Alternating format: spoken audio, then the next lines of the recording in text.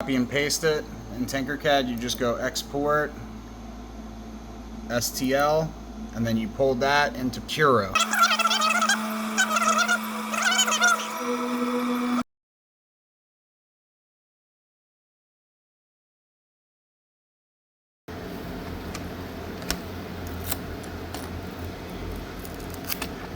And for the bedside, looking pretty crispy.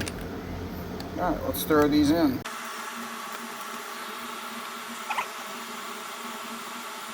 How do you like that?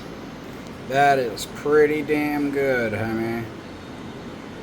Now that's how you use 3D printing to solve an OCD issue that's driving you crazy. I mean, that's like gotta be within a half of a millimeter, and I'm perfectly fine with that. Although eventually that's gonna bother me and I'm gonna reprint it.